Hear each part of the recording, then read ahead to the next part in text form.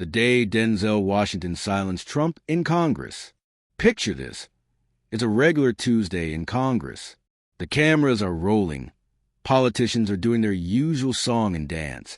And then Denzel Washington walks in carrying a manila envelope. Within minutes, he is about to expose something so shocking that it will leave the most powerful man in America speechless. And it all starts with a dinner receipt. But this isn't just any receipt. This is a $243,000 dinner bill that was marked classified. Yeah, you heard that right, classified. Like national security stuff. And the timing? Well, that's where the story gets really dark. The oversight chamber was buzzing with that typical Washington energy. Lots of talk, not much substance. Trump was there, leaning back in his leather chair with that signature smirk, thinking he owned the room. His legal team was already crafting their post-hearing spin on Twitter. Just another day of political theater. Then Denzel walked in. Not marched, not strutted, arrived. There's a difference. He moved with the kind of presence that makes a room hold its breath. In his hand, that manila envelope. No logos, no fancy letterhead. Just the kind of folder that makes powerful people very, very nervous. Denzel didn't take his seat right away. Instead, he placed that envelope on the table like a prosecutor laying down Exhibit A, the kind of evidence that ends careers. The room could feel it. Something big was coming. Trump was still grinning, still playing to the cameras. When Congressman Matt Gaetz tried to rush things along, asking if they really had to sit through this performance, Denzel's response was ice cold. I want to hear the last excuse before I tell the first truth. That's when you knew this wasn't going to be your typical hearing. Denzel pulled out a USB drive, small, unassuming, but loaded with dynamite. One click, and everything changed. The screen behind him lit up with that receipt. And let me tell you, when people saw those numbers, jaws hit the floor. $243,168. That's what they spent in just one dinner.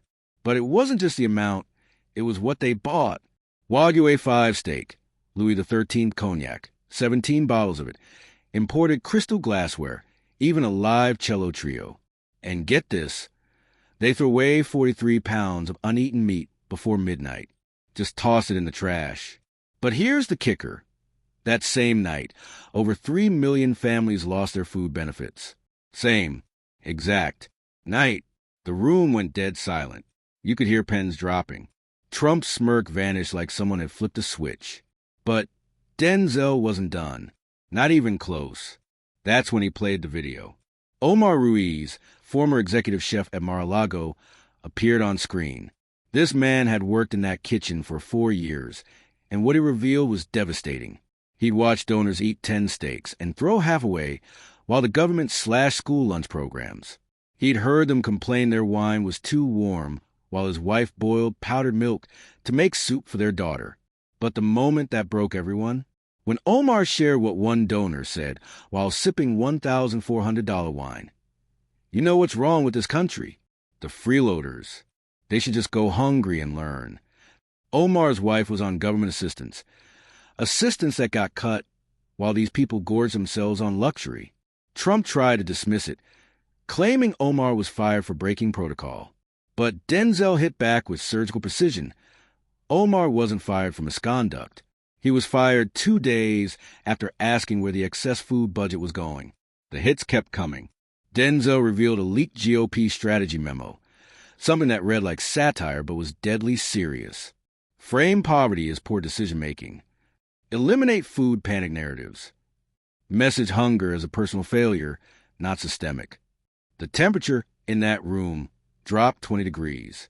But then Denzel did something that broke everyone's heart. He pulled out a small, scuffed pink lunchbox. It belonged to 9-year-old Ellie Davis, whose mother was a Purple Heart veteran working full-time, but still struggling to feed her family after losing food assistance. Inside that lunchbox, one slice of white bread. That's it. And a note from her mother written in crayon. Sorry, baby. Mommy's trying. I love you, Mommy. The same day this mother was packing shame into her daughter's lunch, someone at Mar-a-Lago was laughing about how hunger builds character. When Congressman Jim Jordan tried to dismiss this as emotional manipulation, Denzel's response cut like a blade. A mother writing mommy's trying on a torn slip of paper while your government tells her to do more with less. You think that's theater? No, Congressman, this isn't theater. It's testimony. Trump tried to storm out, calling it a circus. But Denzel stood up and delivered a line that stopped him cold. You sat through gold-plated steak and $1,400 wine. You can sit through a mother begging for eggs. Trump froze mid-stand. The cameras caught everything. Then came the moment that exposed everything. Trump, thinking his mic was off, muttered just loud enough to be heard. You people always play victim. You people. Those two words hung in the air like a confession. Denzel didn't explode. He didn't shout. He just turned with that terrifying calm and asked, "You mean black mothers or poor ones?" The question cracked like a whip. The room died. Even Trump's allies couldn't defend that one. But Denzel saved the most devastating blow for last. He revealed the true cost of dignity, or rather, how little it was worth to some people. Those fancy napkins at the dinner? $12 each. Embroidered with the presidential seal. Used once, then thrown away. Meanwhile, nursing homes had their budgets for basic supplies slashed. Miss Harriet Booker, a CNA with 32 years of experience, testified that her facility ran out of adult diapers and had to use towels instead. Residents leaked, and the staff cleaned it up without complaint because who listens to old folks? When Trump tried to joke, well, the napkins were clean. The camera panned to Melania Trump in the gallery. She wasn't laughing. She wasn't even looking at her husband. She just sat there with her arms crossed, staring down at her hands like she couldn't bear to watch. For a brief moment, Denzel's eyes met hers. Neither spoke, but something passed between them. Understanding, maybe, or just shared humanity in a room that had forgotten what that looked like. As Denzel's time ran out, he delivered his closing statement, not shouting, not grandstanding, just speaking truth in a voice so quiet it demanded attention. A little girl with a folded sandwich is a stunt. A mother writing, "I'm trying" in crayons and optics. And a man cooking for kings while feeding his child powdered soup. That ain't drama. That's America. The part you don't photograph.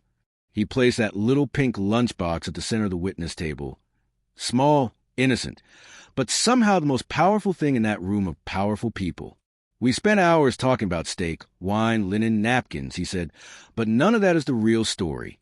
The real story is that some folks chose to look away, chose to rebrand greed as discipline, chose to feed the rich and blame the poor for still being hungry. His final words were barely a whisper, but they echoed like thunder. Tonight, 3.1 million families will eat less because someone here decided they didn't matter. And if that doesn't bother you, then maybe it's not them freeloading. He looked straight into the camera lens. Maybe it's you. The red light on the C-SPAN camera flickered once, then went dark. But the damage was done. In one afternoon, with nothing but receipts, testimonies, and a child's lunchbox, Denzel Washington had held up a mirror to power, and power didn't like what it saw. The question isn't whether the story is true or fiction. The question is, when the powerful feast while the powerless starve, who's really freeloading? That pink lunchbox is still out there somewhere. And so are 3.1 million families, still waiting for someone to remember they matter too.